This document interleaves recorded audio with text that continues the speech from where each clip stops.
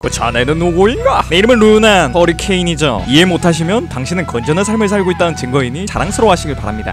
제가 아직 할로윈의 신부를 보지 않았는데 대충의 스토리를 들어보니 경찰 동기조들과 오영사와 신영사가 메인이 되는 스토리라고 하더군요. 아마 극장판을 보신 분들이라면 코난을 좋아하는 분들이라 다 아실 것 같긴 하지만 혹시나 그냥 어린 시절의 추억이 극장에 걸려있어서 보러 가신 분들은 이 오영사와 신영사가 어떻게 이어졌는지를 모르는 분들도 있을 것 같아서 이 커플이 어떤 식으로 이어졌는지 그리고 어떤 과정을 겪었는지를 알려드리도록 하겠습니다. 시작하기에 앞서 원작을 보면 초반에는 신영사가 오영사를 좋아하고 오영사의 마음은 어떤지 잘 안 나와 있어가지고 오영사가 과연 초반에는 어떤 심정이었을지 상상을 해가면서 오영사의 시선으로 한번 진행해보도록 하겠습니다. 오영사는 자신이 존경했던 아버지를 따라 경찰이 되었고 아버지의 유품인 수갑을 부적처럼 가지고 다니면서 사건을 해결하고 다녔습니다. 그녀는 도쿄 경시청 강력계에 배정받았는데 그곳에는 아버지와 묘하게 닮은 것 같은 골로모 반장님이란 분이 계셨습니다. 오영사는 그 사람을 따르며 열심히 경찰 일을 했고 시간이 조금 흘러 그녀가 소속된 강력계에 송보현이라는 형사가 오게 됐습니다. 그 남자는 경비부 기동대에 있던 사람이었는데 어떤 사정 때문에 강력계로 부서를 옮긴 것 같아 보였습니다. 그런데 오자마자 딱히 강력계에 오고 싶지도 않았는데 와버려서 기분이 안 좋다는 등 굉장히 싸가지 없는 말을 해서 첫인상이 안 좋았습니다. 그 와중에 골로모 반장님은 제가 적응을 못할 수도 있으니까 오영사 보고 저 인간한테 붙어서 케어 좀 해달라는 부탁을 했었죠. 오영사는 그닥 내키진 않았지만 송영사와 같이 다니기 시작했고 처음에 선글라스 끼고 있어서 몰랐는데 송영사는 존잘이었습니다. 오영사는 송영사의 얼굴을 보자 지금까지 싸가지 없던 행동들이 살짝은 이해가 갔고 이제는 그 사람이 싸가지가 없는 게 아니라 사람들에게 쉽게 마음을 주지 않는 상처받은 강아지처럼 보였습니다. 그렇게 오영사와 송영사는 같이 일을 하며 점점 친해져갔고 오영사는 자신의 과거 일을 송영사 역시 자신의 과거 일까지 말하는 사이가 되었습니다. 그러던 와중 경찰서로 어떤 팩스가 왔고 그 팩스는 과거 송영사의 친구를 죽였던 테러범이 보낸 폭탄 테러 예고가 적힌 팩스였습니다. 송영사는 그걸 보자마자 범인이 예고한 장소에 갔고 안타깝게도 그는 그곳에서 죽어버렸습니다. 송영사는 오영사에게 다음 폭발이 있을 장소와 꽤 좋아했다는 메시지를 남기고 죽었고 오영사는 그 메시지를 지우지 않은 채 송영사를 기억하며 살아갔습니다. 그렇게 2년 정도가 지나고 강력계 수사과로 새로운 형사가 들어왔습니다. 그 형사의 이름은 신영선. 뭔가 좀 어리버리해 보이고 어린애들한테도 말싸움을 질 것 같은 그런 느낌의 남자였죠. 오영사는 처음에 신영사를 그저 주변에 많은 어리버리한 형사라고 생각했습니다. 근데 신영사는 반장님이 사건 현장에 갈 사람을 물어보면 항상 먼저 가겠다고 말했고 가서도 사건 해결을 위해 열심히 뛰는 등 나름 열정적인 면이 많았던 사람인 것 같았습니다. 그런 열정적인 면을 보고 오영사는 왜인지 친구를 죽인 테러범에 대한 흔적이 보이자 뒤도 안 돌아보고 떠났던 송영사가 생각났습니다. 그렇게 시간이 흐르며 신영사와 오영사는 같이 많은 사건을 해결했고 어느 순간부터 오영사는 신영사가 본인을 좋아하는 게 아닐까 하는 생각이 들었습니다. 그런 생각을 한 이유는 오영사가 신영사한테 말을 걸면 되게 부끄러워하는 것 같았고 갑자기 신영사를 부르면 신영사는 당황하며 요상하게 대답을 하곤 했었거든요. 하지만 오영사는 송영사를 아직 못 잊었기 때문에 그런 관심을 모르는 척했습니다. 그러다 어느 날 초등학생 정도로 보이는 꼬마들이 진술을 위해서 경시청을 찾아왔고 신영사가 그 어린애들을 맡으려는 것 같았습니다. 오영사는 그 초등학생 중에 머리에 땜빵 있는 친구는 뭔가 위험하다라는 직감이 왔고 신영사를 좀 도와주기로 합니다. 그렇게 신영사를 좀 도와주고 있다가 경찰서로 어떤 남자가 찾아왔고 같이 오기로 했던 그 남자의 부인은 보이지가 않았습니다. 남자는 부인에게 어디 있는지 확인 전화를 걸었고 둘이서 뭔가를 얘기하던 중 부인이 갑자기 비명을 질렀습니다. 그래서 오영사는 신영사와 그 남편과 함께 사건 현장으로 갔고 왜 따라왔는지 모르겠는데 아까 경시청에 있었던 안경 낀 꼬마도 따라왔습니다. 오영사와 신영사는 남편의 집에 가자마자 부인의 시체를 확인했고 현장 조사를 맡을 경찰들을 불렀습니다. 조금 뒤 현장 조사를 할 경찰들이 도착했고 그 경찰들을 지휘할 형사로 백형사가 왔습니다. 약간 신영사가 오영사를 좋아하는 걸 티를 안 내는 성격이라면 백형사는 존나 느끼하고 재수없게 티를 내곤 했습니다. 그래서 오영사는 백형사를 개별로라고 생각했죠. 아무튼 사건은 안경낀 꼬마가 도와준 덕분에 잘 해결되었고 백형사, 오영사, 신영사 이렇게 셋은 경시청으로 돌아왔습니다. 돌아가서 사건에 대한 보고를 끝낸 뒤 백형사는 오영사에게 같이 프랑스 요리를 먹으러 가자고 말했고 오영사는 가성비에 미쳐있는 사람이었기 때문에 그런 양 적게 나오는 레스토랑은 가고 싶지 않았습니다. 그래서 백형사의 데이트 신청을 까고 오늘 사건을 해결할 때 많은 도움을 줬던 신영사에게 라멘을 먹으러 가자고 했습니다. 신영사는 해벌레하면 좋다고 말했는데 그때 마침 아버지와 닮았다고 생각했던 반장님이 회식 가자고 말해가지고 그곳으로 따라갔습니다. 이렇게 회식에 따라가긴 했지만 신영사가 추리하는 모습을 보며 좀 다시 봤던 것도 있어서 다음에도 함께 사건을 풀면 좋겠다는 생각을 했습니다. 원래라면 이렇게 같이 일하는데 오랜 시간이 걸렸겠지만 최근 들어서 사건이 급작스럽게 증가한 탓에 오영사와 신영사가 같이 일하게 되는 데는 그렇게 오랜 시간이 걸리지 않았습니다. 신영사가 용의자를 후송하던 중 교통사고 때문에 혼잡한 틈을 타서 용의자가 탈주해버렸고 그 용의자를 잡기 위해서 오영사와 신영사가 같이 움직이게 됐습니다. 오영사는 집요하게 용의자를 쫓은 끝에 용의자를 잡아버렸고 용의자가 도망가지 못하게 하기 위해서 용의자의 손에 수갑을 채우고 자신의 손에 다른 한쪽 수갑을 채워서 구속을 했습니다. 근데 수갑을 요상하게 채워가지고 들어온 화장실 변기에 묶여버렸고 설상가상으로 오영사는 수갑의 열쇠도 가지고 오지 않아서 죗된 상황이 왔습니다. 그래서 오영사는 신영사가 오기를 기다렸고 신영사가 오자 경시청에서 열쇠를 가지고 와달라고 말했습니다. 근데 오영사와 연결된 용의자가 자신은 범인이 아니라고 말하며 자신이 처해 있는 상황을 설명했고 오영사는 신영사에게 진범을 잡고 자신을 풀어줄 열쇠를 가져와달라고 말했죠. 신영사는 약간 멍한 표정으로 알겠다고 말한 뒤 바로 진범을 잡기 위해 뛰쳐나갔습니다. 솔직히 지금까지의 신영사의 모습을 보면 전혀 믿을만한 사람은 아니긴 했지만 좀 똑똑해 보이는 코난이란 꼬맹이도 따라갔고 지금까지 지금까지 신형사가 다양한 사건들을 맡았고 저번에 함께한 사건에서 꽤 진지한 모습도 보였으니 반드시 진범을 잡고 자신을 구해줄 열쇠까지 가져오리라고 믿었습니다. 예상대로 신형사는 진범을 잡은 뒤 오형사를 풀어줬습니다. 그렇게 오형사는 신형사와 함께 경시청으로 다시 돌아갔고 돌아가면서 신형사는 오형사에게 반장님을 좋아하는 거냐고 수줍게 물어봤습니다. 오형사는 신형사에게 반장님은 아버지 같아가지고 좋아한다고 말해줬고 신형사는 왠지 신나가지고 돌아갔습니다. 오형사는 신형사가 뭔 생각을 했는지 알 것 같아서 좀 귀엽다는 생각을 했고 자신을 구하기 위해 열심히 뛰었던 신형사가 조금은 다시 보이기 시작했습니다. 그렇게 시간이 얼마 지나고 오형사 아버지의 기일이 다가왔습니다. 오형사는 아버지의 기일 날마다 아버지가 돌아가셨던 현장에 꽃을 놔두고 기도를 드렸기 때문에 오늘도 현장에 들르려고 했습니다. 근데 현장에 들르기 전 사건 현장마다 자주 보이는 꼬맹이들이 경찰서에 찾아와서는 방화범을 봤다는 식으로 말하겠습니다. 솔직히 그냥 꼬맹이들이 그런 말을 하면 안 믿겠지만 묘하게 얘네랑 있을 때는 사건이 되게 많이 일어난 것 같아서 신빙성이 있다고 판단했습니다. 그래서 방화범을 찾기 위해 길을 나섰고 신형사와 백형사도 오형사와 함께 나갔습니다. 오형사는 제대로 조사를 하기 전 아버지가 돌아가셨던 현장을 찾아 기도를 드렸고 신형사와 백형사는 좀 궁금했는지 무슨 일인지 물었습니다. 오형사는 아버지가 죽으셨던 사건을 설명해줬고 그 사건이 아직 미제 사건이라고도 알려줬습니다. 그래서 만약 이 미제 사건을 푸는 사람이 있다면 그 사람의 소원을 들어주고 싶단 말도 했죠. 그 말을 하자 백형사와 신형사가 표정이 변하더니 뭔가 망상을 하는 것 같았습니다. 뭘 상상하는지 모르겠지만 오형사는 묘하게 한 대 때리고 싶다는 생각을 했습니다. 그러다 갑자기 백형사가 반장님에게서 방화범처럼 보이는 사람을 목격했다는 전화를 받았습니다. 반장님은 오형사에게 애들을 맡기고 백형사와 신형사에게 방화범을 잡으러 가라는 명령을 내렸습니다. 신형사는 출발하기 전 권총하고 수갑이 있는지 확인했는데 보니까 수갑을 안 들고 온 것 같았습니다. 오형사는 괜히 걱정스러워가지고 괜찮겠냐고 물어봤고 신형사는 오늘 운세에 행운이 있을 것 같다라는 걸 봐서 괜찮다고 말했습니다. 오형사는 그런 신형사의 모습을 보자 그 말을 똑같이 하고 출근한 다음 죽어버린 아버지가 생각났습니다. 그래서 오형사는 괜히 불안한 마음에 신형사에게 자신의 아버지 유품인 낡은 수갑을 건네줬습니다. 원래 오형사가 부적처럼 들고 다니는 물건이었지만 지금까지 여러 사건들을 겪으며 신형사가 꽤 믿음직스럽다고 느꼈기 때문에 자신의 소중한 물건을 아무렇지 않게 건네줬습니다. 신형사는 오형사의 수갑을 들고 방화범이 목격됐다는 장소로 갔고 오형사는 아이들을 데리고 얘네들이 방화범을 목격했다는 장소로 갔습니다. 오형사는 아이들의 증언을 듣던 중 갑자기 신형사에게서 전화가 왔고 신형사는 오형사의 아버지를 죽인 범인을 알아냈단 말을 했습니다. 오형사는 놀래가지고 그게 누구인지 물어봤고 신형사가 그 범인에 대한 걸 말하려는 순간 뭔가 부딪히는 소리가 들리더니 전화가 끊어져 버렸습니다. 순간 오형사는 신형사 이 새끼 끊는 게 아주 인기 있는 웹툰 수준이라고 생각했는데 곰곰이 생각해보니 이거 신형사가 죗된 것 같았습니다. 오형사는 바로 백형사에게 전화를 걸어서 신형사가 습격을 당한 것 같으니 본청에다가 보고해라 라고 말을 한 뒤 전화를 끊었습니다. 그리고 지금 데리고 온 애들 보고 집으로 가라고 한 뒤 신형사를 찾아보려고 했는데 코난이 오형사를 불러세웠고 자신도 오형사의 아버지를 죽인 사람을 알아냈고 다음 방화가 일어날 장소도 예측할 수 있을 것 같다고 말했습니다. 오형사는 대체 이 새끼의 정체는 뭘까? 라고 생각을 하며 코난의 말을 들었고 말을 전부 들은 다음 오형사 혼자서 아버지의 친구면서 아버지를 죽인 사람을 만나러 갔습니다. 오형사는 범인을 만난 다음 범인에게 사건의 진상을 모두 말해주고 범인의 자백을 들었습니다. 범인의 자백을 듣고 난 뒤 오형사는 이제 신형사를 어디다 묶어놨는지 말해라고 했습니다. 범인은 신형사를 빈 창고에 신형사가 가지고 있던 수갑을 채워서 묶어놨다라고 말했는데 그 장소는 코난이 불이 날 것이라고 추리했던 장소였습니다. 오형사는 마음이 급해져서 빠르게 불이 날 것 같은 장소로 뛰어갔고 이미 그곳은 불이 활활 타고 있어서 만약 안에 사람이 있었다면 순식간에 타 죽을 것 같았습니다. 오형사는 18년 전에 죽었던 아버지와 신형사가 겹쳐 보였는지 울면서 신형사를 불렀는데 갑자기 등 뒤에서 신형사의 목소리가 들렸습니다. 오형사는 어떻게 살아 돌아왔냐고 물었고 신형사는 피투성이가 된 채로 창고가 낡아가지고 창문이 빠진 덕분에 살았다고 말하고는 기절을 해버렸습니다. 오형사는 기절한 신형사를 부축했고 신형사의 손에 범인이 채운 걸로 보이는 수갑이 남아있는 걸 발견했습니다. 분명 신형사가 총이 있었을 텐데 왜 수갑을 끊지 않았는지 이상하다고 생각했는데 옆에 있던 코난이 그 수갑은 오형사님의 아버지 유품이라 끊지 않은 것 같다고 말을 해줬습니다. 오형사는 그런 신형사를 다시 받고 뭔가 몽글몽글한 기분이 들었습니다. 아무튼 신형사가 자신의 아버지가 죽었던 사건을 해결해줬으니 약속했던 소원을 말해보라고 했고 신형사는 둘이서 놀러가자고 말했습니다. 오형사는 데이트를 하자는 걸로 알아들었지만 자신은 아직 송형사를 못 잊어서 이런 상태로 신형사와 만났다가는 신형사에게 상처만 줄 것 같다는 생각이 들어서 약속 장소엔 나갔지만 경찰 동료들과 함께 가서 데이트가 아닌 수사를 했습니다. 신형사는 좀 실망한 듯한 모습을 보였고 오형사는 그런 모습을 모른 척했습니다. 하지만 처음보단 자신을 위해 시간 안에 진범을 잡아주고 자신의 아버지 유품을 지키기 위해 목숨을 거는 신형사가 많이 호감이 된 건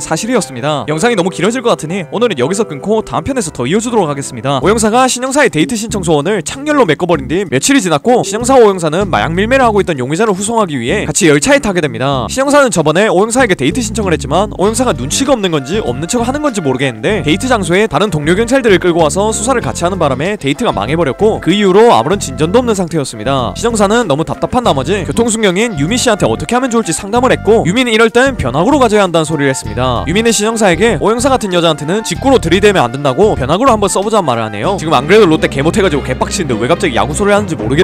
그러니까 이제 신형사가 오형사에게 유미한테 데이트 신청받았다는 사실을 살짝 흘려주고 그 말을 들은 오형사가 살짝이라도 표정이 변한다면 그 작전이 성공한 거란 말을 해줬습니다. 신형사는 꽤나 그럴듯하다고 생각을 했고 진짜로 데이트 신청을 받은 것 마냥 마술공연 티켓을 몸에 지니고 다녔습니다. 아무튼 그런 상태로 오형사와 함께 용의자 후송을 위해 기차를 타며 가고 있었고 어떤 정차역에서 코난과 유명한 그리고 미란이가 타게 됐습니다. 뭔가 얘네가 타서 용의자가 튀어버릴 것 같다는 생각이 들었고 아니나 다를까 용의자는 커피 마시고 싶다는 말을 하며 개수작을 부리기 시작했습니다. 오형사는 신형사에게 네가 대신 커피를 사와주라고 말을 했고 신형사는 신영사는 지갑을 찾는 척하며 은근슬쩍 마술공예 티켓을 흘렸습니다. 그 티켓을 본 미란이가 마술 보러 가는 거냐고 물어봤고, 신영사는 드디어 기회다 싶어가지고 유미씨가 마술 보러 같이 가자고 말해서 이번 비번 날에 같이 가기로 했다는 TMI를 방출해줬습니다. 신영사는 오영사의 표정이 바뀌기를 기다리고 있었는데 오영사는 표정 하나 안 변하고 잘 갔다 오고 마술의 비밀을 알아오면 자신에게도 말해달란 말을 해줬습니다. 신영사는 살짝 실망하며 커피를 사러 갔고, 오영사는 그렇게 아무렇지도 않은 척했지만 신영사와 유미가 데이트를 한다는 사실이 조금은 거슬린다는 생각을 하고 있었습니다. 오영사는 그래서 이 용의자를 빠르게 후송하고 유미한테 가서 진짜로 데이트할 거냐고 물어봐야겠다고 생각했습니다. 하지만 코난과 같은 공간 안에서 5분 이상 같은 공기를 마셔버린 바람에 사건이 발생해야 되는 상황이 왔고, 데리고 가던 용의자가 죽어버렸습니다. 만약 이대로 용의자를 죽인 사람을 잡지 못한다면 신영사와 오영사는 감봉의 좌천, 심하면 해고까지 당할 수도 있다고 생각했고, 옆에 있는 꼬마가 제발 이 사건을 풀어주길 기도했습니다. 삶과 죽음을 관리하고 있는 코난은 이 불쌍한 월급쟁이들을 가엾게 여겼고 신이 사건을 해결해줍니다. 그렇게 사건을 해결하고 오영사와 신영사는 경시청으로 돌아왔고, 둘은 용의자를 죽게 했다는 책임을 물어 둘 다 연봉의 10%를 3개월 동안 감봉당했습니다. 유미는 오영사와 함께 걸어가며 위로를 해줬고, 오영사보다는 신영사가 조금 더 걱정이라고 말했습니다. 오영사는 유미 비에서 신영사의 이름이 나오자 지금 유미가 신영사에 대해서 어떻게 생각하는지에 대해 물어봐야겠다는 생각을 했습니다. 그래서 유미에게 신영사 좋아하냐고 물었고, 유미는 살짝 당황하더니 갑자기 이상한 소리를 냅니다. 오영사는 이 새끼 뭐 잘못 먹었나 하는 생각을 하며 본인이 그래도 신영사 선배이니까 부하의 연애에 대해서는 알아야 할 의무가 있다고 진짜 좋아하는 거 맞냐고 물어봤습니다. 유미는 살짝 당황하며 전혀 안 좋아한다고 말했습니다. 오영사는 정말 다행이라고 생각하며 순진한 신영사 꼬시지 말라고 말하며 돌아갔습니다. 한편 신영사는 오영사에게 변화구를 던져봤지만 전혀 먹히지 않았고, 심지어 용의자를 죽게 하는 바람에 감옥까지 당해서 상심이 큰 상황에 왔습니다. 그래서 한숨만 푹푹 쉬고 있었는데 갑자기 뒤에서 오영사가 웃음에 다가와서는 신영사의 등을 치며 힘내란 말을 하고 밖으로 나갔습니다. 신영사는 오영사도 분명 본인처럼 감봉당했을 건데 왜 기분이 좋아 보이는 걸까 하는 생각을 했고, 그냥 단순한 사람인갑다 하고 넘어갔습니다. 이런 일이 있고 나서 며칠이 지났고, 오영사는 간만에 쉬는 날에 TV 보면서 여유를 즐기는 중이었습니다. 그런 모습을 본 오영사의 어머님은 자신의 딸이 산적마냥 괄괄한 성격이라 남자 따윈 주변에 없고, 심지어 쉬는 날에는 TV만 보고 있어서 이 새끼 과연 시집은 갈 수 있을까 하는 생각이 들어서 울적해졌습니다. 그래서 이번 기회에 딸한테 남자친구를 만들어주자 라는 생각으로 맞선이나 보라고 했고, 오영사는 딱히 맞선 볼 생각이 없다고 말했습니다. 왜냐하면 오영사의 마음에 다른 남자가 있었거든요. 근데 분명 얼마 전까지만 해도 그 남자 얼굴이 또렷하게 생각났는데 요즘 들어서는 점점 그 남자 얼굴이 바뀌고 있다는 느낌도 들었습니다. 하지만 오영사가 이렇게 거부를 해도 오영사의 어머님은 전혀 포기할 생각이 없었고, 선을 안 본다면 TV선을 뽑아버리겠다고 말을 했습니다. 오영사는 이상한 변호사 우병우를 봐야 하기 때문에 별 수 없이 안 보고 발가락으로 맞선 볼 상대를 선택했고, 어머니는 오영사가 발가락으로 선택한 상대를 보더니 네 눈이 괜찮은 것 같다고 빨리 나를 잡아주겠다는 말을 했습니다. 오영사는 엄마 때문에 별 수 없이 맞선을 보기로 하긴 했지만 이게 가기 싫어가지고 유미한테 도움을 요청했습니다. 유미는 그럼 너가 맞선 보고 있을 시간에 어떤 형사를 보내가지고 너를 빼내주겠다는 식으로 말해줬습니다. 오영사는 잘 됐다고 생각했고 일단 맞선 자리에 나가봤습니다. 맞선 자리에 나가서 상대방을 기다리고 있었는데 맞선 자리에 나온 사람은 다름 아닌 백형사였습니다. 이 새끼 생긴 것도 되게 느끼하게 생겼고, 뭔가 자신을 바라볼 때 어린 시절 첫사랑을 바라보는 것 마냥 아련하게 바라봐가지고 눈을 찔러버리고 싶다는 생각을 했었는데, 하필 발가락으로 고른 게 백형사라니 오영사는 자신의 발가락이 귀신에 들린 게 틀림이 없다고 생각했습니다. 오영사는 맞선을 보는 내내 집중을 하지 못했고, 얼른 유미가 오영사를 구해줄 사람을 보내가지고 자신을 여기서 빼내줬으면 좋겠다는 생각을 했습니다. 그런데 그것을 눈치챘는지 백형사는 누군가 이 맞선 자리에서 오영사를 빼내주기로 한 거냐고 물어봤습니다. 오영사는 당황하며 아니라고 대답하려고 했는데, 백형사는 이 자리에 신영사가 와서 오영사를 빼내준다면 깔끔하게 빠져줄 테니 만약 신영사가 오지 않는다면 자신과 결혼을 해달라고 말했습니다. 오영사는 이 새끼가 강화도 조약 마냥 걔 말도 안 되는 계약을 하려는 거구나 라는 것을 느꼈고, 바로 뺨을 한 대 우리며 거부를 할까 하다가 뭔가 신영사라면 진짜로 자신을 구해주러 올 것 같아서 백형사가 제안한 강화도 조약을 승낙했습니다. 오영사는 분명 유미가 오영사를 도와주기 위해 보낸 형사가 신영사일 것임을 확신했고, 신영사라면 분명 여기에 올 것이라고 생각을 했습니다. 그런데 문득 오영사는 자신이 왜 이렇게 신영사가 오리라 한 것을 확신하고 있는지 의문이 들었습니다. 하지만 시간이 지나도 신영사에게서는 연락도 없고 올 것 같다는 느낌도 안 들었습니다. 백형사도 살짝은 궁금했는지 반장님에게 전화를 걸어서 신영사의 행방을 물었고, 신영사는 지금 편의점 강도를 쫓고 있다는 소식을 전달받았습니다. 오영사는 당황해가지고 이대로 가다간 나는 이 음흉한 새끼의 아내가 될 것 같다는 생각이 들었고, 신영사에게 전화를 걸어서 사건 해결에 도움을 주기로 결심했습니다. 그런데 백형사는 그런 오영사를 막았고, 오영사가 신영사에게 전화를 걸어서 도움을 준다거나 지금 당장 이곳으로 오라고 말하면 자신이 너무 불리하다고 신영사를 믿고 기다려보란 말을 합니다. 아마 신영사라면 편의점 강도 사건을 해결하고 이리로 올 것이고, 만약 편의점 강도 사건을 해결하지 않고 여기로 온다면 근무규정 위반으로 징계를 받게 될 텐데, 저번에 징계를 한번 받은 적이 있는 상태에서 여기까지 올 정도의 미친놈이라면 백형사도 인정을 해주겠다고 말했습니다. 오영사는 준나 잘못 걸렸다고 생각하는 중입니다. 한편 신영사는 분명 코난이나 유명한이 있을 때만 용의자가 3명이 되고, 그 용의자 3명 중에 진범이 있는 개같은 상황이 벌어졌었는데 그놈들 없이 자신만 있는데도 용의자가 3명이 된 상황이 벌어져서 쭌됐다고 생각하는 중입니다. 그래서 어떻게 할지 고민을 하는 중이었는데 갑자기 신영사의 핸드폰으로 전화가 울립니다. 전화를 건 사람은 남도일이라는 고등학생 명탐정이었고, 코난한테 뭔가를 부탁받았다고 말했습니다. 남도일은 일단 문자를 보라고 말했고, 신영사는 갑자기 왜 문자를 보라는 거지 라고 생각하면서 문자를 봤는데 오영사가 맞선을 본다는 내용이 있었습니다. 신영사는 겁나 충격 먹고 맞선 상대를 죽여버리면 형량이 어떻게 나오는지 검색을 하려고 했는데, 전화를 받고 있던 남도일이 해가 지기 전까지 사건을 해결하면 된다고 자신이 도와주겠단 말을 했습니다. 신영사는 이 새끼가 왜 도와주는 건지 모르겠지만 꽤 머리가 좋은 좋은 녀석이라 도움을 주겠다니 너무 다행이라는 생각을 했고 남도의 도움을 받아가며 사건을 풀어나가기 시작했습니다. 한편 이러는 동안에도 백형사의 개수작은 진행 중이었으니 만약 신형사가 안 와서 오형사와 백형사가 결혼해야 되는 상황이 온다면 결혼의 증거를 얻기 위해 맹세히 키스를 해달라는 소리였습니다. 오형사는 그냥 키스하는 척하면서 이 새끼 입술을 뜯어버릴까 하는 생각을 했고 일단은 승낙을 했습니다. 오형사는 신형사가 오기를 오매불만 기다렸지만 신형사는 코빼기도 안 보였고 점점 해가 지는 중이었습니다. 완전한 일몰까지 10분 정도 남은 시점에서 신형사에게 전화가 왔고 신형사는 편의점 강도를 잡았다고 말을 했습니다. 그리고 여기서 거기까지는 5분 정도 걸리니 빠르게 가겠다고 말을 하고는 한 가지 물어보고 싶은 게 있다고 오형사를 맞선 자리에서 구해내는 그런 중요한 일을 왜 자신에게 맡긴 거냐고 물어봤습니다. 오형사는 대충 얼버무렸고 신형사는 확실한 대답을 듣기 위해 뭐라고 말을 하려던 순간 갑자기 신형사가 잡아놨던 편의점 강도가 도망가는 일이 벌어졌습니다. 신형사와 같이 있던 이 형사는 신형사를 불렀고 신형사는 지금 오형사를 데려가야 하는데 라고 생각하며 망설이던 순간 오형사는 당장 범인을 쫓아가라고 말을 했습니다. 신형사는 알겠다고 말하고는 전화를 끊었고 오형사는 배울 수 없이 이 느끼한 백형사하고 맹세히 입맞춤을 해야 하는 상황이 왔습니다. 그 시각 신형사는 범인을 잡았고 오형사가 있는 곳에서 너무 멀리 온 바람에 오형사를 놓친 것 같다는 생각을 했습니다. 그래서 존나 현타운 표정을 짓고 있었는데 이 형사가 용의자 호송이나 사건 조서 쓰는 거는 자신이 알아서 할 테니 넌 네가 해야 하는 일을 해라고 말해줬습니다. 그 말을 듣고 나서 고맙다고 말한 뒤 바로 신형사는 뛰기 시작했고 생각해보니까 이 형사가 범인을 제대로 잡아두기만 했어도 이런 일은 벌어지지 않았을 건데 저 새끼가 원래 다 하는 게 맞지 않나 하는 생각을 했습니다. 한편 오형사는 백형사와 입맞춤을 하기 직전이 되었고 오형사는 지금까지 송형사가 자리하고 있던 오형사의 마음에 신형사가 완전히 들어왔다는 걸 깨닫고는 너무 늦게 깨달아버려서 아쉽다는 생각을 하며 키스를 준비하고 있었습니다. 그래서 백형사와 키스를 하며 이 인간의 입술이나 혀를 잘라버려야겠다는 각오를 하고 있었는데 밖에서 신형사의 목소리가 들렸습니다. 그곳에는 신형사의 실루엣이 있었고 사건이 발생했으니 도움을 요청한다는 말을 남기고는 사라져버렸습니다. 오형사는 다행이라고 생각하며 밖에 세우던 자신의 차를 찾았고 차를 타고 가며 왠지 밖에서 땀을 흘리고 있는 신형사를 데리고 가줬습니다. 열심히 뛰어온 신형사는 해가 져서 쭌됐다고 생각했는데 오형사가 왠지 차를 타고 있었고 자신 보고 차를 타라고 하는 걸 보니 일이 다행히 잘 풀린 것 같다는 생각을 했습니다. 둘의 마음은 많이 발전이 됐고 점차 서로의 감정을 알아가고 있는 상태인 것 같네요. 이제 이 둘이 완벽하게 이어진 에피소드는 다음 영상에서 풀어드리겠습니다. 오형사는 맞선 자리에서 구해준 신형사에게 너무 고마웠고 신형사에게 보답을 하기 위해 이번에 새로 개장한 트로피컬 마린랜드에서 데이트를 하자고 말했습니다. 신형사는 저번에 데이트하려고 했다가 오형사가 형사들을 다 데리고 오는 바람에 데이트가 망했던 기억 때문에 좀 의심스러웠는데 오형사가 이번에는 진짜 그런 거 아니라고 단둘이 데이트를 하자고 말했습니다. 신형사는 이걸 듣고 이번에야말로 진짜 데이트구나 라고 생각해서 흔쾌히 승낙을 했습니다. 그렇게 둘은 데이트 날만 손꼽아 기다리고 있었는데 경시청으로 어떤 팩스가 오게 됩니다. 그 팩스는 도쿄 스피릿즈라는 축구팀의 우승 퍼레이드 때 뭔가 재밌는 일이 있을 거다 라고 적힌 팩스였고 그 팩스를 보자 수사일과 사람들은 3년 전 송형사가 죽었던 그 사건이 문득 떠올랐습니다. 오형사도 살짝 송형사의 모습이 스쳐 지나갔지만 점점 송형사의 자리를 신형사가 채워가는 중이었어서 예전만큼의 아련함은 없었습니다. 아무튼 수사일과 사람들은 그 퍼레이드에서 벌어진 사건을 막기 위해 변장을 하고 퍼레이드에 가기로 합니다. 오형사, 백형사, 반장님 등등 거의 다가 변장을 한 채로 퍼레이드가 있을 장소에 갔고 신형사는 왠지 좀 늦는 것 같았습니다. 오형사는 일단 신형사를 놔두고 퍼레이드가 있을 곳으로 갔고 그곳에는 불길한 꼬맹이들이 있었습니다. 얘네가 있는 걸 보니 사건이 무조건 일어날 거라고 예상했고 경찰 모두에게 무전을 날려서 경계태세를 하라고 말했습니다. 그리고 조금 뒤 신형사의 차가 왔고 오형사는 반갑게 맞이해주려고 했는데 차에서 내린 것은 송형사와 너무나 닮은 남자였습니다. 오형사는 순간적으로 충격 먹어서 아무 말도 할 수가 없었고 근처에 있던 꼬맹이들이 저거 신형사라고 말해준 덕분에 정신을 차렸습니다. 신형사는 웃으면서 다가와서는 변장 잘한 것 같지 않냐고 물어봤습니다. 오형사는 이제야 좀 송형사에 대한 기억을 잊어가고 있었는데 그 기억을 불러일으킨 게 송형사의 자리를 채워가던 신형사였다는 게 좀 서러웠고 그 감정이 폭발해서 자신도 모르게 신형사의 뺨을 때렸습니다. 그리고 신형사에게 변장을 풀라고 쏘아붙인 뒤 다시 퍼레이드를 감시하러 갔고 영문도 모른 채 뺨 맞은 신형사는 저 새끼가 돌았나 라고 생각하는 중입니다. 신형사는 쟤 왜 저러냐고 물었고 다른 형사들이 아까 네 모습이 그 남자와 닮았었다고 말해줬습니다. 신형사는 얘는 또 뭐라는 걸까 라고 생각 중이었는데 교통숙령인 유미가 신형사 보고 네 주차 이상한 데다가 했다고 다시 하고 오란 말을 했습니다. 신형사는 그래도 경찰인데 주차 딱지를 떼면 안 되니 자신의 차 쪽으로 갔고 차키를 꺼내다가 실수로 바닥에 떨어뜨립니다. 그래서 열쇠를 줍기 위해 몸을 숙였는데 차 밑에 이상한 게 있는 것을 발견합니다. 뭔가 폭탄 같아가지고 백형사에게 말하려고 가던 순간 그 폭탄이 폭발해버렸고 신형사는 좀만 늦었어도 뒤졌겠다 라는 생각이 들었습니다. 그래서 뒤쪽에서 다른 형사들과 얘기를 나누고 있었는데 오형사가 폭발한 차를 맨손으로 살펴보고 있었습니다. 신형사는 저 사람이 드디어 미쳤나 보구나 라고 생각하며 오형사를 말리러 갔고 오형사는 말리러 온 신형사를 보더니 눈물을 훔치며 돌아갔습니다. 신형사는 다른 형사들에게 오늘 오형사님이 왜 저러는지 물어봤고 다른 형사들은 3년 전 죽었던 송형사에 대한 얘기를 해줬습니다. 신형사는 오형사님에게 소중한 사람이 있었다는 것에 좀 심란해졌고 오형사는 폭발로 인해 신형사가 죽을 뻔했던 걸 보고 여러가지 생각이 들었습니다. 생각해보면 오형사가 좋아했던 남자들은 다 비극적으로 죽었던 것 같습니다. 친구에게 자수를 권하다 죽은 아버지부터 폭탄을 제거하다가 희생해버린 송형사까지 그리고 이번에 신형사까지 죽을 뻔했던 걸 보면 자신은 저주받은 여자가 아닐까 하는 생각이 들었습니다. 신형사와 오형사는 서로 각자의 이유로 좀 심란해졌고 우선은 퍼레이드에서 일어난 사건부터 해결하고 서로와 대화를 해야겠다고 생각했습니다. 그렇게 안경 낀 연쇄살인마의 도움을 받아 사건을 해결했고 사건이 해결된 다음 신형사와 오형사는 단둘이 같은 방향으로 걸어가게 됐습니다. 신형사는 오형사가 아까 뜨거운 차를 만지다가 화상을 입었던 손을 보며 걱정을 해줬고 오형사는 걱정해주는 신형사를 보며 마음이 흔들리는 것을 느꼈습니다. 하지만 오형사는 자신이 저주받은 여자라고 생각했기 때문에 자신과 신형사가 같이 있으면 신형사가 위험할 거라고 생각했습니다. 그래서 신형사는 신영사에게 자신과 연관된 남자들은 다 죽어서 너도 나랑 엮인다면 목숨이 위험하게 될 거다. 그러니까 이번에 트로피컬 마린랜드에 가는 데이트는 취소하자고 말했습니다. 신영사는 안 그래도 오영사와 같이 일했던 송영사라는 존재 때문에 좀 깨름직했었는데 오영사가 이렇게 약속을 취소해버리니까 좀 기분이 팍 식었습니다. 그래서 오영사에게 알겠다고, 안 그래도 신영사 본인이 오영사랑 안 어울린다고 생각했는데 오히려 잘 됐다고 말했습니다. 그렇게 둘은 연인이 될 수도 있었지만 서로 대화가 부족해서 관계가 애매한 동료가 되어버렸습니다. 그렇게 시간이 좀 지나고 경시청에 어떤 가게에다가 폭탄을 설치했다는 전화가 왔습니다. 그냥 장난 전화로 넘길 수 있었지만 오늘이 7년 전과 3년 전에 폭탄 테러가 일어났던 날이랑 같은 날이라서 좀 깨름직한 탓에 예고했던 장소 근처로 신영사와 백형사가 출동을 해봤습니다. 하지만 폭탄 같은 것은 발견하지 못했고 한가하게 시간을 보내기도 좀 그래서 신영사는 백형사에게 오영사와 송영사에게서 있었던 일들을 물어봤습니다. 백형사는 그때 있었던 모든 것들을 알려주었고 신영사는 다 듣고 나서 자신이 그 송영사를 이기는 건 정말 힘들겠다는 생각을 했습니다. 이런 얘기를 하고 있던 중 오영사가 왔고 오영사는 신영사에게 아무런 감정도 없다는 듯이 현장 검증이 끝났냐고 물어봤습니다. 백형사는 끝났다고 말하고는 이제 집에 가도 될 것 같다고 말하며 자신의 차로 걸어갔습니다. 그런데 백형사가 차에 타고 몇 초 지나지 않아서 갑자기 백형사의 차가 폭발했습니다. 그 자리에 있던 모두가 당황했고 빠르게 폭발이 일어난 곳으로 다가갔습니다. 다행히 백형사는 차에서 빠져나왔지만 큰 부상을 입은 것 같았습니다. 오영사는 백형사를 걱정하고 있었는데 백형사는 자신의 차에 어떤 메시지가 있었다고 그 메시지를 오영사에게 전해주며 당신을 괴롭히는 3년 전의 기억을 부디 잊길 바란다는 말을 했습니다. 오영사는 이 느끼한 놈이 이런 모습을 맞선 자리에서 보여줬다면 좀 자신의 마음이 달라졌을 것 같다는 생각을 했습니다. 그렇게 백형사가 습격을 당한 뒤 경찰 전체에 7년 전과 3년 전에 활동했던 테러범이 다시 돌아왔다는 것이 알려졌고 그 사실을 안 경찰의 수뇌부들은 도쿄 어딘가에 숨겨져 있을 폭탄을 찾으라는 명령을 내렸습니다. 그 명령을 들은 신영사와 오영사는 각자 수사를 하기 시작했고 그 수사를 할 때 이상한 어린이들까지 데리고 다녔습니다. 수사를 하던 중 유미가 신영사에게 전화를 걸었는데 유미는 신영사에게 오영사를 지키라고, 아마 오영사가 폭탄 테러범을 발견하면 무조건 나서려고 할 테니 신영사가 그걸 막으라고 말했습니다. 신영사는 왜 자신이 그 일을 해야 하는 건지 물었고 유미는 송영사와 신영사가 살짝 닮았다고 말해줬습니다. 물론 외모는 송영사 쪽이 앞살하지만 분위기가 좀 닮았다고, 그 사실을 아마 오영사 역시 깨달았을 거라고 말해줬습니다. 신영사는 알겠다고 대답했고 밤새도록 수사를 하다가 오영사와 어떤 음식점에서 만나게 됐습니다. 오영사는 자신이 수사를 할 테니 이제 같이 데리고 온 애들을 집에다 데려다주고 신영사도 좀 쉬라고 말했습니다. 신영사는 뭔가 말하려고 했지만 오영사는 신영사가 말을 하려는 걸 듣지 않고 바로 떠나버렸습니다. 오영사는 더 이상 자신 때문에 누군가가 죽는 것이 보기 싫었고 이번에도 뭔가 느낌이 안 좋아서 신영사를 이 사건에서 배제해버리려고 했던 거였죠. 그렇게 시간이 어느 정도 지나고 신영사에게서 전화가 왔습니다. 들어보니까 폭탄이 있는 곳은 도쿄타워고 지금 도쿄타워에 있는 엘리베이터에서 살짝의 폭발이 있었고 그곳에 어떤 아이가 갇혀있다고 말했습니다. 오영사는 신영사에게 자신이 갈 때까지 움직이지 말라고, 오영사 본인이 다 알아서 할 테니까 신영사는 가만히 있으라고 말했습니다. 신영사는 그래도 애가 갇혀있는 것 같은데 그러면 안 될 것 같다고 꿍얼거렸고 오영사는 제발 본인 말 좀 들으라고 아직 시간이 남았으니까 더 기다리라고 말했습니다. 이 순간 신영사는 유미가 했던 말들이 생각났고 처음으로 오영사의 명령을 거부한 뒤 도쿄타워 안으로 들어갔습니다. 들어가 보니 어린애가 갇혀있는 곳은 어른이 들어가기엔 너무 좁았고 이걸 어떻게 하면 좋을까 라고 생각하던 중 뒤에서 코난이 나타나서는 자신이 저 애를 구해주겠단 말을 했습니다. 신영사는 이 폭탄 테러도 이 새끼가 있어서 일어나고 있는 게 아닐까 라는 생각이 문득 들었습니다. 코난은 엘리베이터 안으로 들어가서 갇혀있던 아이를 구했고 자신도 빠져나오려고 하는 순간 엘리베이터가 휘청이더니 아래로 추락을 했습니다. 신영사는 코나 혼자 엘리베이터에 둘 수 없었기 때문에 추락하는 엘리베이터 안으로 들어갔고 결국 둘은 엘리베이터 안에 갇혀버렸습니다. 일단 신영사는 지금의 상황을 오영사에게 전화해서 말해줬고 전화를 하며 엘리베이터 천장에서 구조대를 기다리기 위해 코난을 위쪽으로 올려줬습니다. 근데 코난이 천장에 올라오더니 여기 올라오면 안 된다고 폭탄이 있다고 말을 합니다. 코난이 이 폭탄은 조금이라도 진동이 오면 터지는 폭탄이라 구조대도 이 천장으로 오면 안 된다고 말했습니다. 그래서 이 폭탄을 해제할 수 있는 방법은 자신이 구조대에게 폭탄 제거하는 장비를 받고 코난 본인이 직접 폭탄을 해제하는 방법밖에 없다고 말했습니다. 그 말을 하고 난 뒤 구조대를 불러서 폭탄 제거에 필요한 장비를 받았고 코난은 폭탄을 해제하기 시작했습니다. 신영사는 코난이 평범한 초등학생이 아닌 건 알고 있었지만 폭탄까지 해제하는 모습을 보고 저건 진짜 외계인인 게 틀림이 없다 라고 생각을 했습니다. 그렇게 한참 폭탄을 해제하던 코난은 갑자기 신영사를 부르더니 의논할 게 있다고 말했습니다. 들어보니까 폭탄이 터지기 3초 전에 다음 폭발이 있을 장소가 이 폭탄에 있는 액정 패널에 나올 것 같다고, 지금 당장 폭탄을 해제할 수 없을 것 같다고 말했습니다. 신영사는 목숨이 걸린 일이긴 하지만 자신 말고 수많은 목숨을 구하기 위해 자신이 희생해야 될 것 같다는 생각을 했습니다. 신영사는 이 결심을 오영사에게 말해줬고 오영사는 3년 전 송영사가 죽었던 사건과 점차 지금의 사건이 겹쳐져 가고 있다는 걸 느꼈습니다. 그렇게 폭발 시간은 다가왔고 코난은 신영사에게 폭탄의 액정 패널에 나오는 글자들을 읊어주기 시작했습니다. 신영사는 한 글자 한 글자 오영사에게 말하며 죽음이 다가오는 것을 느끼는 중이었는데 갑자기 코난이 말을 멈추더니 엘리베이터 천장에서 내려옵니다. 들어보니 역시 죽는 건 무서워서 폭탄을 해제해버렸다고 하네요. 그런데 그렇게 말한 코난이 신영사에게 귓속말로 어디에 폭탄이 있는지 알아냈다고 빨리 탈출한 다음 그 폭탄을 해제하러 가자고 말했습니다. 코난이 말한 폭발이 일어날 곳은 테이탄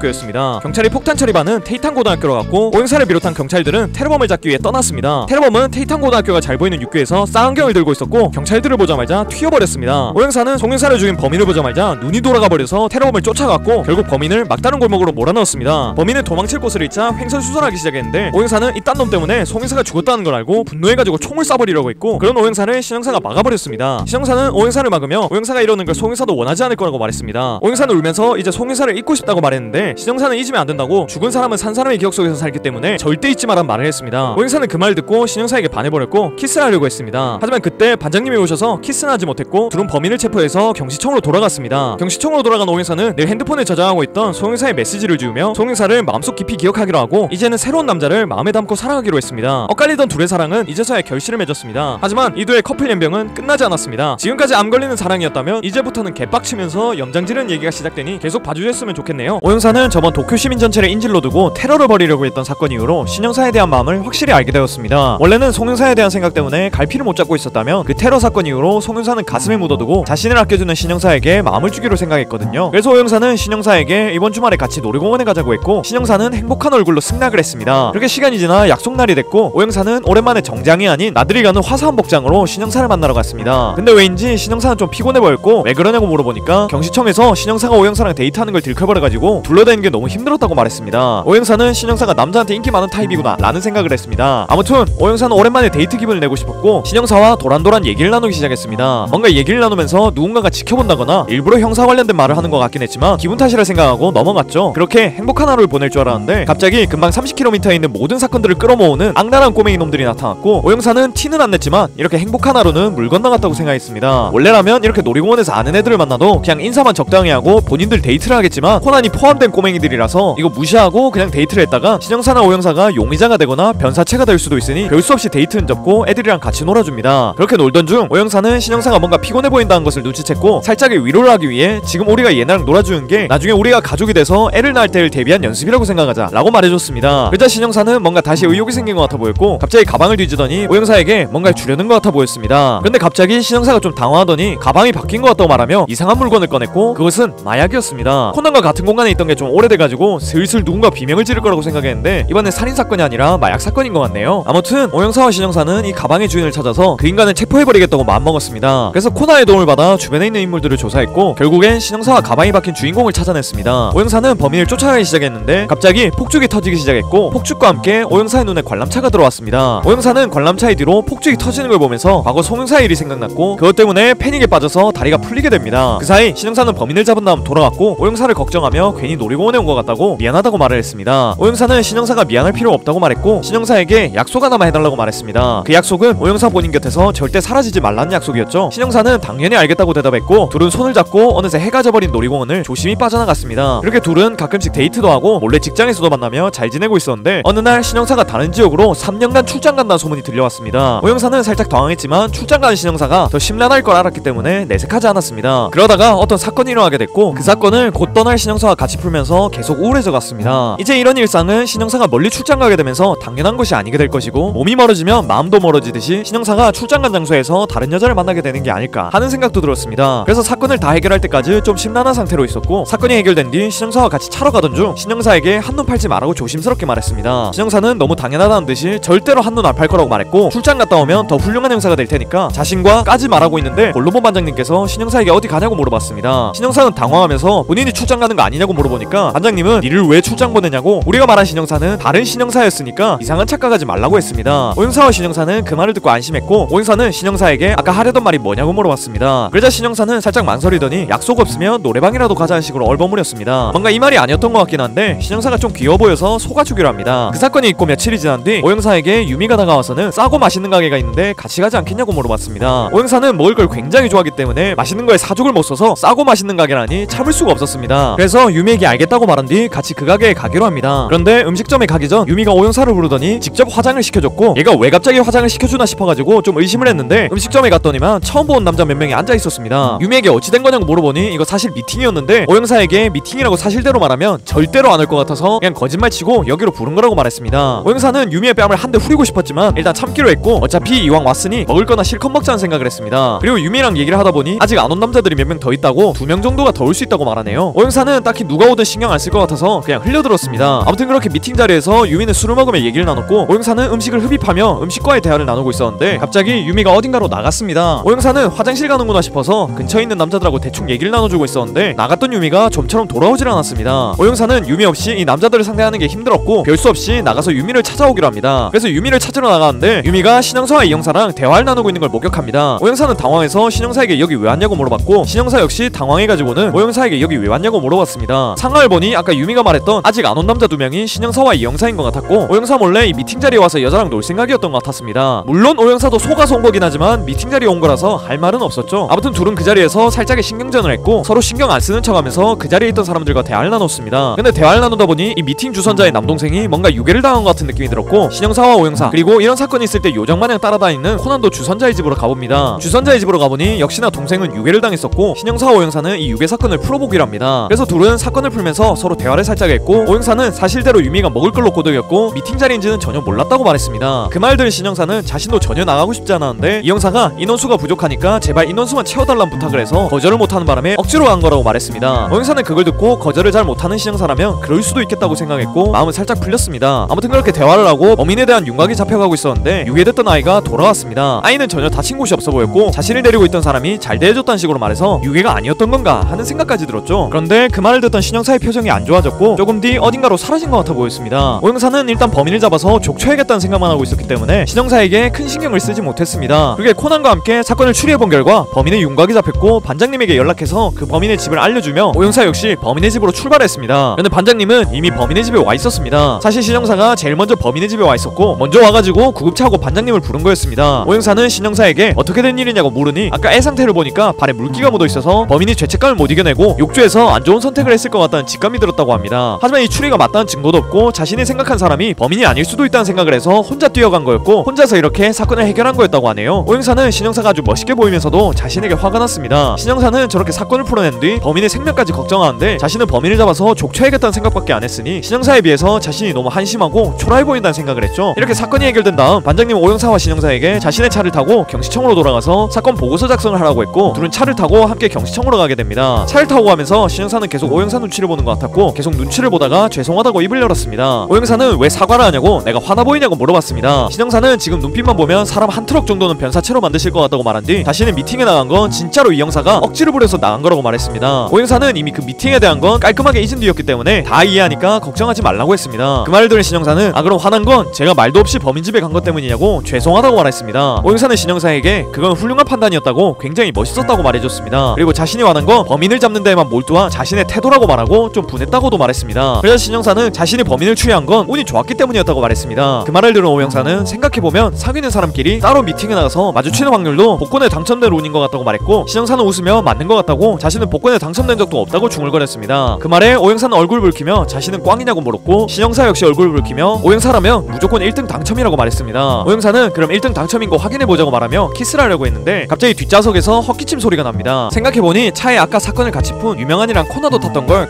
깜빡했었습니다. 망할 연쇄살인마 듀오 때문에 되는 게 없네요. 아무튼 이렇게 둘의 미팅 사건도 마무리됐고 점차 둘의 관계는 물음표가 아닌 느낌표가 되어가는 것 같습니다. 일단 여기서 끊어두고 다음 편 거짓 웨딩이라는 사건에서 이 둘의 이야기를 이어드리도록 하겠습니다. 아무튼 신영사 오영사의 연애는 이런 식으로 진행되고 있었는데 어느 날 결혼식을 올리는 날에 살해 협박을 받게 된 신랑 신부가 있다는 소식을 전해 듣게 됩니다. 참 신기한 게도 그 신랑 신부가 신영사와 교통승객인 유미를 닮았었고 만약 결혼식장에서 신랑 신부가 괴한에게 위협을 받게 될 경우를 대비하여 신영사와 유미도 결혼하는 것처럼 웨딩드레스를 입고 하얀 양복을 입게 됐습니다. 그래서 모든 경찰들이 신랑 신부와 신영사와 유미를 보호하기 위해 결혼식장으로 오게 됐고 오영사 역시 신영사와 유미가 결혼하는 커플 마냥 있는 걸 보게 됐죠. 늘 그랬듯이 오영사는 별 신경 안 쓰는 척했지만 신영사가 딴 여자랑 결혼한 것처럼 하고 있는 걸 보니 기분이 그다지 좋지가 않았습니다. 그리고 오늘따라 유미가 신영사한테 들러붙는 것 같아서 저 여우 같은 기집애의 머리를 한번 뜯어보고 싶다는 생각을 했죠. 아무튼 그렇게 결혼식장에 있으며 사건에 대해서 들어보니까 신랑 신부를 위협했던 괴한이 이 결혼식장에 온 것 같다는 정보가 들렸습니다. 이 정보를 듣고 모든 형사들이 긴장하기 시작했는데 오영사는 계속 유미가 입고 있는 웨딩드레스에 시선이 갔습니다. 그래서 오영사는 몰래 유미에게 다가가서 잠시 동안만 내가 신부인 척을 하고 있겠다 라는 말을 해봤는데 유미는 기다렸다는 듯이 흔쾌히 승낙을 했습니다. 한편 신영사는 반장님께서 대기실에 가가지고 대기해라 라고 한 말 때문에 가만히 기다리고 있었는데 유미도 들어오지 않고 오영사도 오지 않는 것이 이상했습니다. 그러던 중 뒤에서 유미가 나타났고 유미가 하는 말을 들어보니 애초에 신랑과 신부를 협박했던 괴한은 죽은 상태고 신랑 쪽이 알고 보니 괴한과 친분이 있는 사이여서 그걸 제압하기 위해 오영사가 웨딩드레스를 입고 신부인 척을 하며 그쪽으로 갔다고 합니다. 신영사는 오영사가 걱정이 됐다기보다는 곧 오영사한테 처맞을 신랑 쪽이 좀 걱정돼가지고 바로 결혼식이 열리고 있는 곳으로 달려가는데 갑자기 몸이 날아가는 기분을 느꼈습니다. 알고 보니 오영사가 신영사와 닮은 범인을 쫓고 있던 중이었고 신영사를 범인으로 착각해가지고 업어치기를 날려버렸던 거였죠. 이 순간을 어떤 사진작가가 찍게 됐고 이 사진은 결혼식은 신부가 주인공이라는 제목으로 포스터에 실리게 됩니다. 근데 이 사진이 오영사의 맘에도 들었고 오영사는 핸드폰 배경화면으로 그 사진을 쓰게 되죠. 이렇게 가짜 웨딩 사건이 있고 나서 얼마 뒤 도쿄경시청은 좀 떠들썩해졌습니다. 신영사는 왜 이렇게 경시청이 소란스럽냐고 물어봤고 형사들은 지금 오영사 왼쪽 약지에 끼고 있는 반지를 네가 준 거냐고 지금 대놓고 얌장질하는 거냐고 추궁했습니다. 신영사는 진짜인가? 라고 생각하면서 오영사의 왼쪽 약지를 받고 진짜로 오영사의 왼쪽 약지에는 반지에는 반지가 끼어 있었습니다. 신영사는 형사들에게 자신이 준 반지가 아니라고 말하며 오해를 풀어줬는데 오해를 풀고 나니까 좀 기분이 다운됐습니다. 신영사는 오행사에게 다가가서 그 반지 누구 거냐고 물어보려고 했는데 갑자기 사건이 일어나게 됐고 배울 수 없이 나중에 물어봐야겠다고 생각하며 오영사와 함께 사건 현장으로 달려갔습니다. 역시나 사건 현장에는 늘 있는 유명한과 코난 일행이 있었고 그들과 함께 사건을 풀기 시작했죠. 그러던 중 갑자기 손가락 하나로 자신을 제압할 수 있을 것 같은 미란이란 여자애가 다가와서는 약혼 축하한단 말을 했고 신영사는 갑자기 얘가 무슨 소리 하는 거지? 이렇게 날 혼란스럽게 만든 다음 늑골을 부숴버리는 원위치 펀치를 날리려고 하는 건가? 라는 생각을 하고 있었는데 그 인간병기가 오영사의 반지를 가리키며 저걸 네가 준 거 아니냐고 물어봤습니다. 신영사는 지금 안 그래도 저것 때문에 스트레스 받는데 누구 놀리는 거냐고 물어보고 싶었지만 이렇게 예민하게 반응하면 더 이상 명탐정 코난이란 만화에 신영사라는 캐릭터는 등장을 못할 수도 있겠다 라는 생각이 들어서 저거 내가 준 거 아니라고 나도 누가 준 건지 알고 싶단 말을 해줬죠. 아무튼 어찌저찌 시간은 지나서 사건은 해결되고 오영사의 차를 타고 경시청으로 돌아가게 됐습니다. 신영사는 차를 타고 가며 오영사에게 그 반지 누가 준 건지를 물어봤고 오영사는 아무렇지도 않게 아 이거 유미가 준 액마기 반지라고 말했습니다. 유미가 말하길 왼손 약지에 끼면 저주도 안 받고 웬만한 벌레들도 안 들러붙어서 그냥 왼쪽 약지에 낀 거라고 하네요. 아마 유미가 말한 벌레는 오영사한테 추건덕 때는 이상한 남자를 말한 것 같았지만 오영사가 이해한 벌레는 게임을 개 못하는 사람이나 진짜 벌레들을 뜻하는 단어로 이해한 것 같았습니다. 아무튼 신영사는 그럴 바엔 자신이 준 반지를 왼쪽 약지에 껴달라고 했고 오영사는 알겠다고 대답했습니다. 오영사는 둔해서 지금까지 왼손 약지에 끼는 반지가 무슨 의미인지 몰랐지만 이렇게 아무 이유 없이 낀 반지 덕분에 신영사가 준 반지를 낄 수 있게 됐고 나름 약혼한 사람 같은 느낌도 들어서 기분이 나쁘진 않았습니다. 이렇게 또 며칠이 흘러 이번엔 마츠모토 관리관이라고 하시는 분의 왼쪽 눈에 상처를 남긴 연쇄살인범이 최근에도 나타났다는 소식이 들려왔습니다. 그래서 오영사는 신영사에게 공소시효가 지나기 전에 만약 그 범인을 잡는다면 둘이서 같이 온천여행을 가자고 말을 했고 신영사는 온천여행이라니 돌았다 라는 생각을 하며 바로 범인을 잡기 위해 애를 쓰기 시작했습니다. 오영사는 그렇게 신나있는 신영사가 좀 귀엽다는 생각을 했고 공소시효가 4일 정도밖에 남지 않아서 잡을 확률이 겁나 낮긴 하지만 공소시효가 지나도 둘이서 온천여행을 한번 가줘야겠다는 생각을 했죠. 근데 시간이 얼마 지나지 않아 신영사는 연쇄살인범으로 의심되는 사람을 찾았다는 연락을 해왔고 오영사는 놀래가지고 신영사를 찾아갔습니다. 알고 보니 베이커시에서 일어난 모든 살인사건을 일으키고 있는 걸로 추정되는 악마같은 연쇄살인마 코난이 신영사를 도와주고 있었습니다. 오영사는 웬일로 신영사가 이렇게 사건을 빨리 푸나 했더니 코난의 도움을 받고 있었냐면서 살짝 실망한 말투를 해줬지만 그래도 둘이서 온천여행을 갈 수 있겠다 라는 생각을 한편으로는 했습니다. 그러다가 갑자기 반장님에게 전화가 왔고 전화를 받아봤더니 반장님은 연쇄살인범으로 추정되는 유력한 용의자를 잡았다고 말을 했습니다. 그래서 오영사는 바로 반장님에게 가겠다고 했고 신영사에게 범인의 목소리를 들은 적 있는 피해자의 유가족을 데려오란 말을 하고는 떠나갔습니다. 그렇게 오영사는 애들을 집에다가 데려다 줄 겸 경시청으로 출발했는데 갑자기 코난이 지금 잡은 범인은 연쇄살인범이 아니라고 이미 연쇄살인은 끝이 났다고 말했습니다. 오영사는 무슨 개소리냐고 물었고 가장 마지막에 죽은 피해자가 사실은 연쇄살인마였고 그 사람을 죽인 사람은 연쇄살인마에게 당한 피해자의 유가족인 게 분명하다고 말했습니다. 현재 그 유가족을 데려간 게 신영사고 아마 유가족은 경찰이 자신을 찾아오면 자신을 범인으로 의심하고 있기 때문에 찾아온 거라고 생각하고는 그 경찰의 목숨을 위협할 수도 있다고 말했습니다. 오영사는 바로 신영사에게 괜찮은지 전화를 걸어봤고 신영사는 전화를 받지 않았습니다. 오영사는 바로 경찰들에게 지원을 요청한 뒤 빠르게 자신도 신영사가 있는 곳으로 달려가기 시작했습니다. 오영사는 신영사가 제발 무사하길 기도하고 있었는데 조금 뒤 반장님에게 전화가 왔고 반장님은 신영사가 총에 맞아서 병원에 있단 말을 했습니다. 오영사는 살짝 절망했지만 그래도 살아있을 거라고 생각하며 빠르게 병원으로 향했습니다. 병원으로 가봤더니 다행히 신영사가 증거품으로 가지고 있었던 마작패에 총알이 맞은 덕분에 신영사의 목숨에는 지장이 없었다고 합니다. 오영사는 다행이라고 생각하며 신영사가 누워있는 병실로 왔고 신영사에게 이 연쇄살인 사건에 대한 모든 걸 설명해줬습니다. 그리고는 같이 온천여행에 가고 싶어도 신영사가 이렇게 다쳤으니 갈 수가 없게 돼서 좀 아쉽다고 말해줬습니다. 그러자 신영사는 저번 폭파 사건 때도 그렇고 지금도 그렇고 자신은 고지를 눈앞에 두고 계속 돌아가는 것 같다며 너무 아쉽다는 식으로 얘기를 했습니다. 그러자 오영사는 웃으며 고지를 눈앞에 둔 게 무슨 말이냐고 하고는 신영사에게 입을 맞춰줬죠. 존나 부럽다. 이렇게 신영사는 총 맞을 뻔한 사건이 있고 난 뒤 몸조심하며 살다가 자신의 멘토였던 다테 와타루 형사의 길이 다가왔습니다. 다테 와타루는 형사 일을 하다가 교통사고로 숨지겠고 그 형사의 애인 역시 형사가 죽고 나서 얼마 안 지나가지고 죽었었습니다. 신영사는 지금까지 다테 형사의 애인의 가족분들한테 찾아가본 적이 없어서 다테 형사의 길도 됐으니 그 애인의 유족분들에게 찾아가서 위로의 말을 전해줘야겠다 라는 생각을 했습니다. 그렇게 신영사는 아무에게도 알리지 않고 애인의 유족을 찾아가기 위해 떠나갔고 오영사는 신영사 이 새끼는 어디 간 걸까 하는 생각을 하며 기다리고 있었습니다. 그러던 중 갑자기 연쇄살인마와 그 외 짐승 3마리가 오더니 어떤 할아버지가 오영사에게 이걸 전해주라고 했다며 어떤 태블릿 PC를 줬습니다. 오영사는 그걸 켜봤더니 신영사가 알 수 없는 곳에 묶인 채로 누워있었죠. 오영사는 신영사가 납치됐다고 생각하여 형사들을 불러 모았고 연쇄살인마와 형사들은 신영사가 어디에 묶여있는지를 추리하기 시작했습니다. 이게 단서라고는 전혀 없어가지고 알아내기가 힘들었지만 범인이 없다면 어거지로라도 범인을 만들어내는 연쇄살인마의 도움 덕분에 대충의 위치는 알아냈습니다. 그리고 이 태블릿을 준 할아버지의 위치도 알아낼 수 있었죠. 그래서 오영사는 바로 그 할아버지를 찾아갔고 할아버지에게 신영사가 어디 있는지도 물어봤습니다. 하지만 할아버지는 오영사와 형사들이 찾아오기 전에 뭔가 독을 먹은 것 같았고 오영사가 캐물어보니 대답을 하려다가 갑자기